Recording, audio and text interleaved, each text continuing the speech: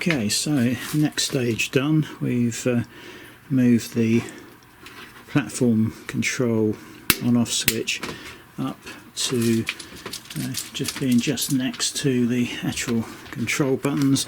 We have extended the wires, they are soldered and then heat shrunk, and we go down to again individually heat shrunk and then an overall heat shrink tubing, so pretty effectively double insulated through there. It's going to be very tough to damage any of those connections. As I say, the two wires are pretty hefty. I've used 10 amp cable and the one that's already used is probably not quite that, but it's close enough. These solid wires they've used there. So yeah, that is all done and good to go. Whilst we are in here, I just noticed, well, firstly we've got the RDL4040. Might just pop it out through the bottom, or you could, if you wanted to, drill holes here and screw it in place. I'm not really sure I'm that bothered about it. I think it would probably be better going out through the back of the machine. It would make more sense than having something else to catch or trip over if the wire's coming out here and hanging on the floor. There's a couple of things I don't like are these. This is the high voltage power supply here, 25,000 volts. This produces, I think it's 20 milliamp. I'm not massively keen on it going up through a unprotected, I mean it's not a rough hole, but I don't really like to see cables next to metal like that. And I think it's been done, I don't know if you can see that.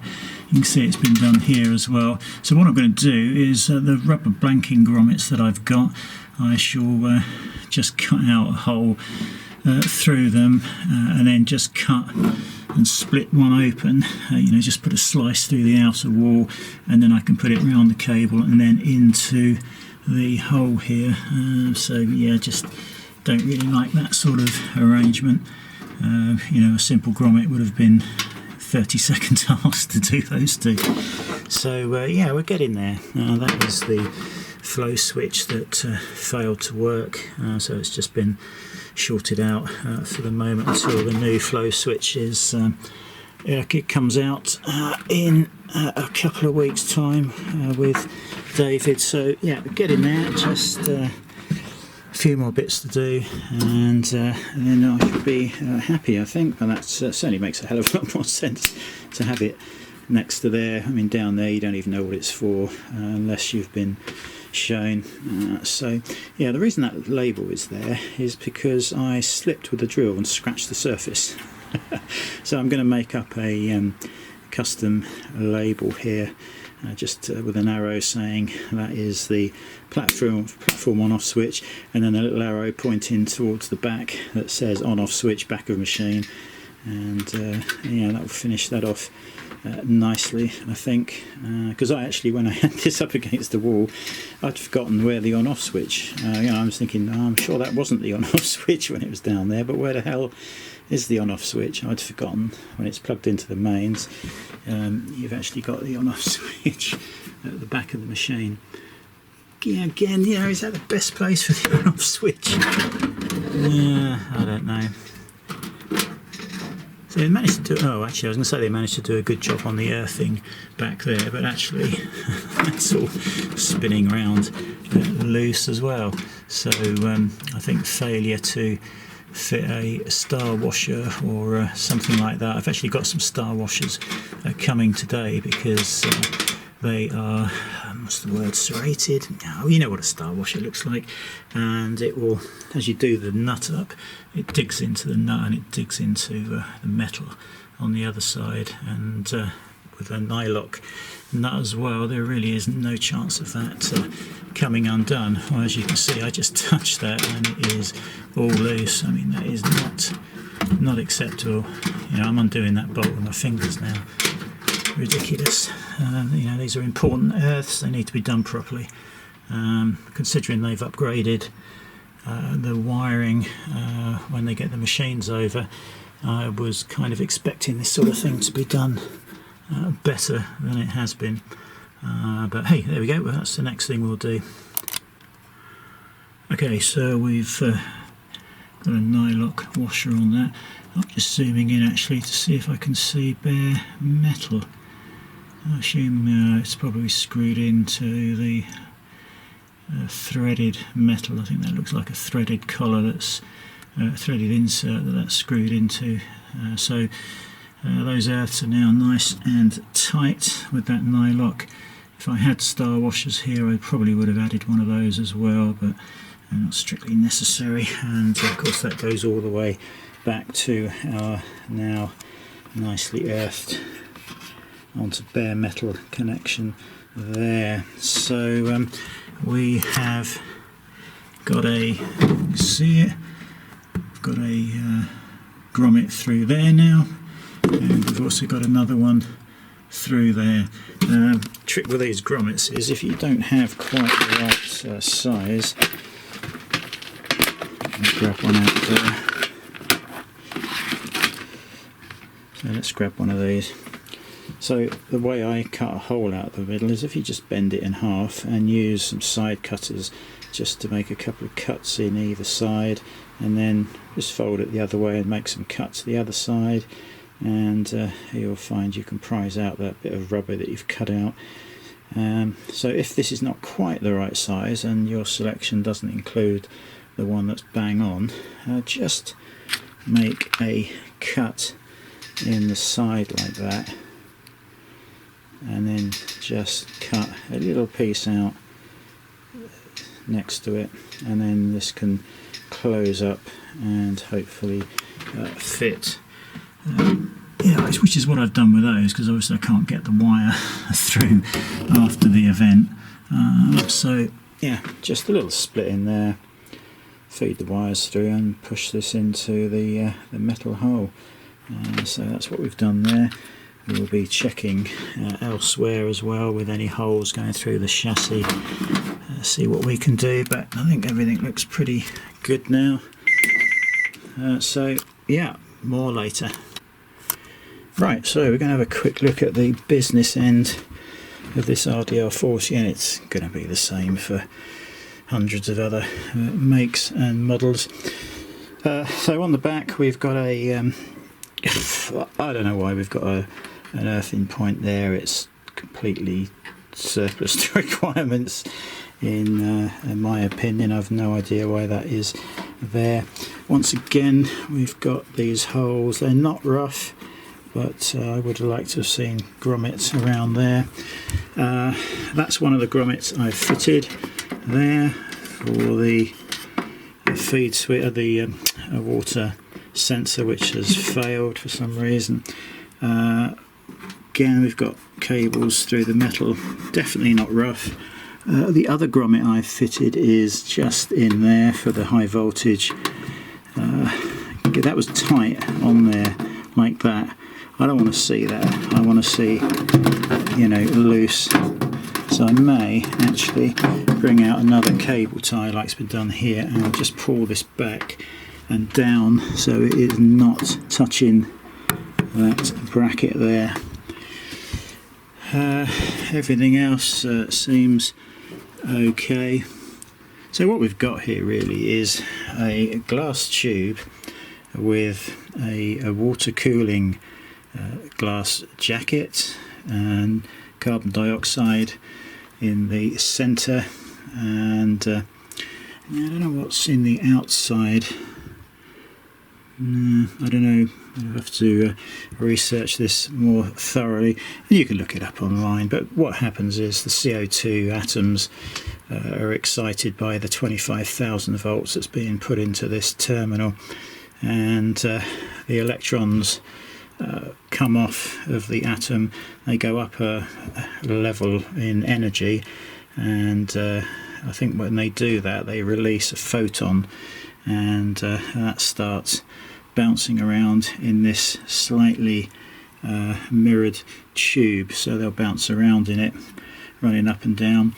When an electron drops down to the lower level, once it's up at the higher level, if it's hit by another photon, I think two are released, and they're in the same phase and amplitude, and they basically go bouncing up and down the tube.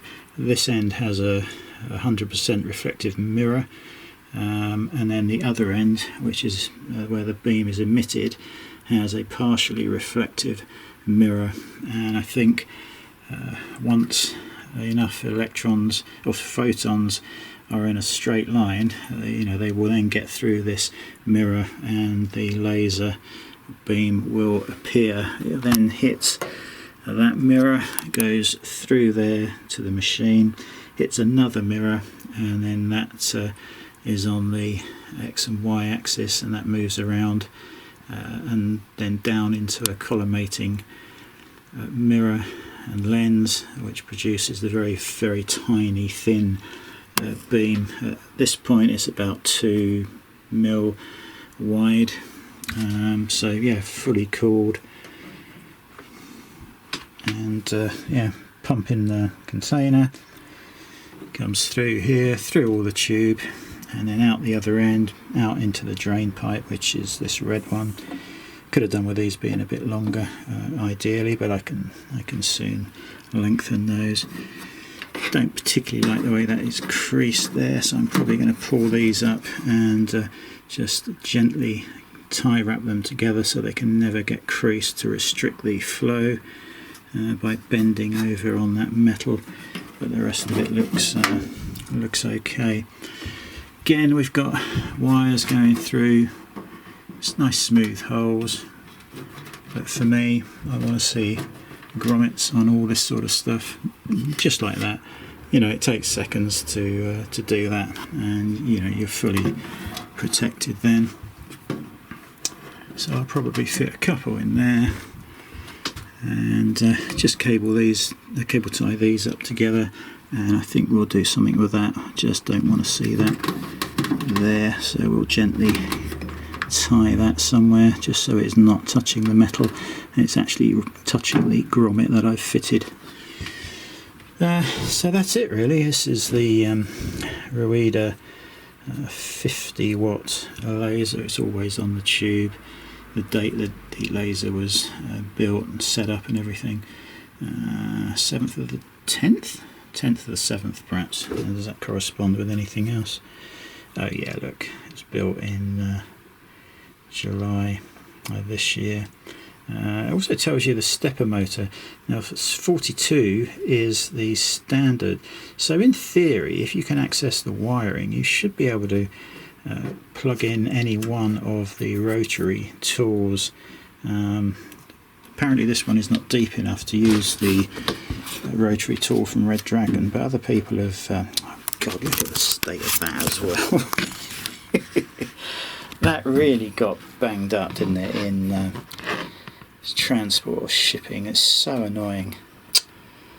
I'll have to get the Dremel out on this side as well. There you go. Anyway, so where were we? Yeah, I'm probably going to screw that to the wood, so when I move this whole thing around, might actually rest that container on the metal and then use a big tie down strap just to hold it to that upper bar. That way when I move this around, the whole assembly comes with me. I've got plenty of room on the pipe work, so a couple bits more to do, and then I'm going to fit that inline extractor fan here. Probably going to unscrew this and remove the extractor that's fitted in there. There's no point in sucking loads out through this with that being powered as well, so yeah, a little bit more work and I'll be happy and we'll be good to go, hopefully. Okay, so literally 5 minutes work. Just chucked a whole grommet in there so this can't pull back onto the metal. This is completely loose, so that is not actually going anywhere. In fact, I can feed that through. It is the red one. As long as it's not pushing on there, which it isn't, then we are good. Could put a small one in there, I suppose, just to make absolutely sure. I might do that. Okay, so we've got two grommets in here now. The split is that side, as you can see. So we are protecting the wires there, same with the other side. Split is there, and they are, in fact I'm going to turn that around just slightly. It feels like the wires are then going this way, so I'm just going to make sure they're actually protected on the inside by spinning that round. There we go, don't want them. Whoops, I'm going to have to reach in there and pull that back out perhaps. Yeah, it's just gone in a little bit too far, but you know, other than that we are done here. Two keys needed to unlock this. You can't remove the key once it's unlocked, so you definitely need the keys both ends to unlock this. So yeah, happy with that.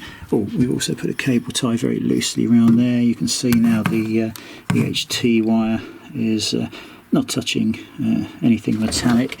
There is a little bit touching here, and if you look you can see some rubbing on that cable where it's just been touching the edge of this, I assume, stainless steel and rubber piece. It's just catching the stainless steel, so I'm going to put a pad there to stop that rubbing on there. But other than that, yeah, I think we'll be done, and then we'll get onto this extractor fan. So unfortunately we've got limited room in the workshop at the moment because we're sorting out the laser printer. So just unwrapped or unboxed the inline pump, and as soon as I took it out I heard this rattling noise, so I've had to dismantle it, and it looks quite nice. These are metal blades, balanced as much as you can with this sort of thing, but it was rattling, and eventually I've dismantled it and shaken out one of these that was loose inside, and it looks like it's one of these screws has been dropped inside it during production. So yeah, not massively impressed with that, but not too bad. This looks good. It's got to come apart anyway if you want to screw it down to the floor. It's provided, they provide the raw plugs and screws, so that is all good. We've got some instructions on the side here. You've got a rotary control, so yeah, ideally it would have been nice to have had a separate controller, but at this price, no, it wasn't worth the aggro. We've got 2,500 RPM and 350 cubic foot per minute. So that is all good. Basic instructions that I've not even looked at. So yeah, but at least you can get it apart for cleaning purposes, that sort of thing. So yeah, we're going to get this in place now and screwed down, and yeah, there we go. Okay, so just doing to the air ducting now.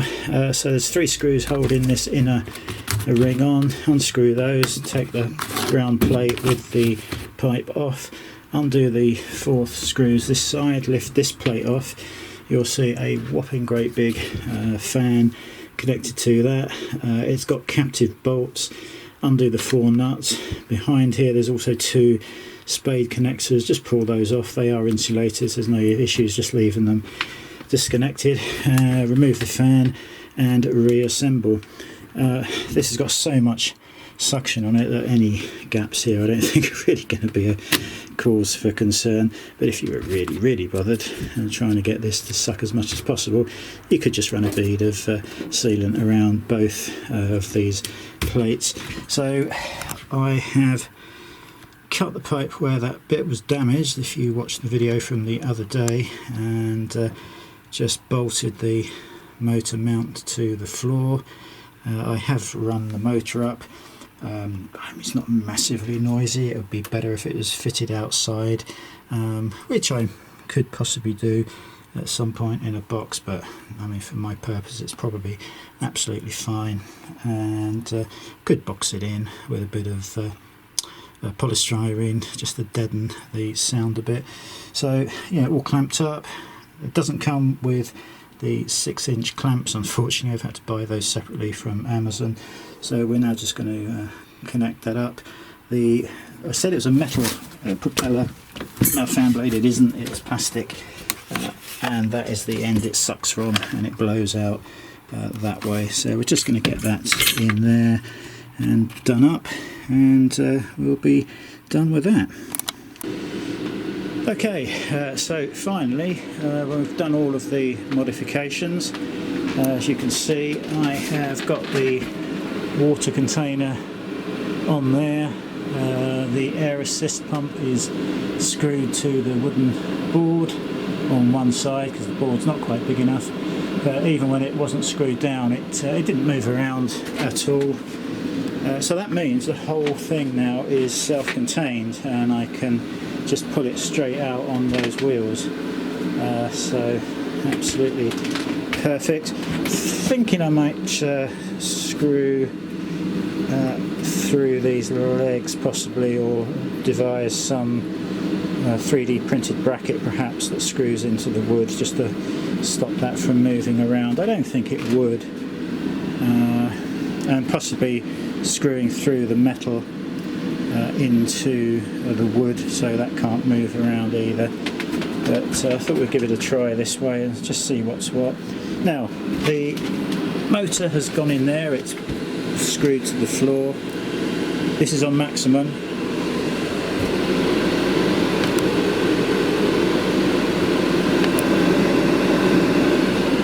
It's really not an issue.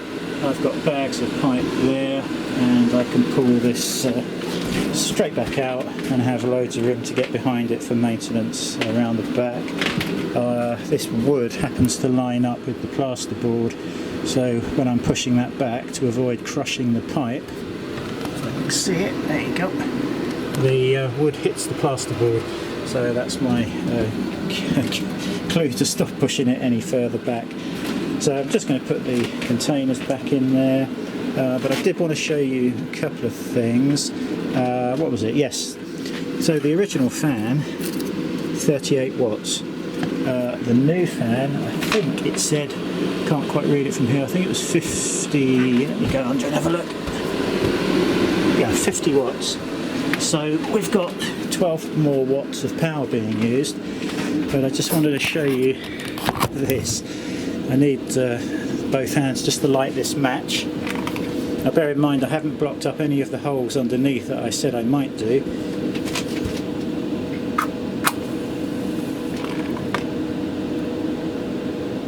Oh, don't go out.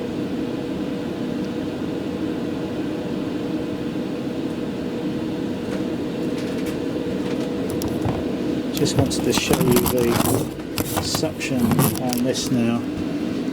Alright, so watch the flame and then I'll blow it out. It's being drawn to those vents, and the smoke, it's gone. It's been sucked into those vents, and that's exactly what I wanted. If it's drawing that much air into each individual vent that it can suck that smoke away, then I think we are good to go. Now we've got the pipe completely open at the back, and that is sucking everything out through there. You can actually feel the draft here. It's almost like it's blowing out on you. It isn't, but you can just feel it. Same underneath. If you go to one of the holes that are drilled, you can feel that sucking through here. So delighted with that. The noise, it's really not a problem. It's far more noisy when you put the air assist pump on. That's probably the noisiest thing. In fact, if I turn this all on now, in fact, I'll tell you what the noisiest thing is. It's the air assist coming out the nozzle. If I stand back here, but yeah, no issues at all. I block that off. Yeah, you've just got the fan lightly in the background, and no problems at all with that. Delighted, in fact. The on-off switch here is perfect for this. That obviously works. I've covered up the slight scratches I made on there with that laser sticker. Annoying, but when you've got cheap, nasty, grotty drills, sometimes you can have a little incident like that. It was when I was cutting the hole out, actually. But yeah, all good. We've got a nicely earthed door there. I've got proper earth at the back. Strange that the earth here, this lid isn't earth, but then I suppose it's at the back, not really accessible. This would be really nicely earthed to the chassis through all of these bolts, etc. So nothing required there. So there we go. I think that's, for my tiny little workshop, that's not a bad solution. Especially that now that I can pull it all out in one go without bottles falling over, all that sort of thing. I've connected up the LAN, the RJ45 socket and the LAN cable. I'm just going to either get one of my spare routers in use, or if I've got a really long cable I've just found in the other workshop, I might just route that all the way around to the PC over there. So yeah, hopefully I'll be able to use either the PC, I'll be able to use the laptop, possibly I'll put the touchscreen TV back up there so I can use it from that. So yeah, we're getting there. We're getting to a workable position now, which is great. Anyway, look, if any of this was useful, please hit the like button, and hey, maybe even subscribe. I'm trying to get to 7,000 subscribers this year. I think we need another 43 or so. So okay, yeah, thanks for watching, and we'll continue this series in a few days' time, hopefully.